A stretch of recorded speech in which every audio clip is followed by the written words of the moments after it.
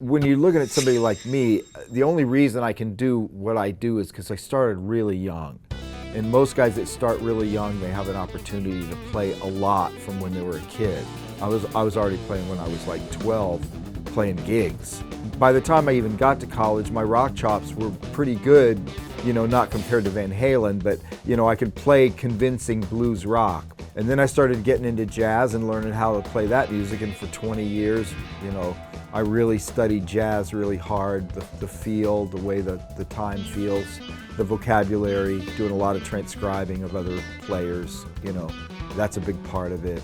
I mean, I guess that's a big part of any kind of music you learn, is learning from your CD collection.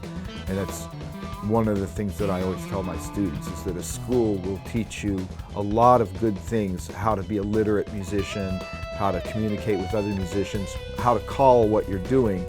But no one's going to teach you to play except for the great musicians that came before. And if you ask most of the great players, how'd you learn how to play? They always say, I listened to this guy or listened to that guy. It's always by ear that they learn how to play, even if they went to a school. There's a commercial selling point to reaching different groups of people. If I only played straight ahead jazz, for example, I would have that crowd of people that come to see me play. I don't think that's as big a crowd as the people that come to hear something different.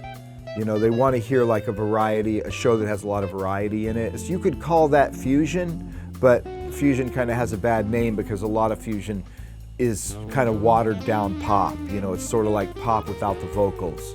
Now they call it smooth jazz, but it used to be called fusion. You know, what we're doing, I don't even know what to call it. It's just a mix of blues, rock, and jazz.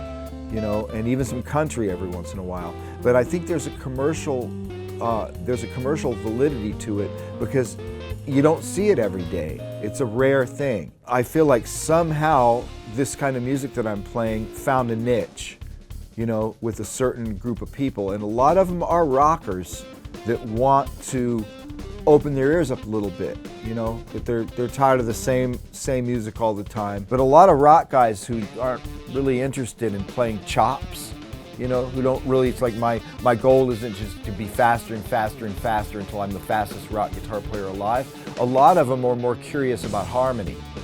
And they might listen to some classical music or some jazz music and go, hey, that's where I want to go. I want to mix rock with this other kind of music.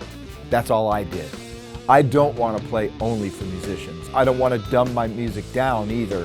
I don't know how it all worked out, but it just seems like what I like that pleases me, pleases my audience. And I think any artist, if they can say that, then they're a success, whether they're making money or not. If you can say that, yeah, I'm doing what I like, and there's people that like listening to it, that's my version of success, no matter how much money or how little money you make.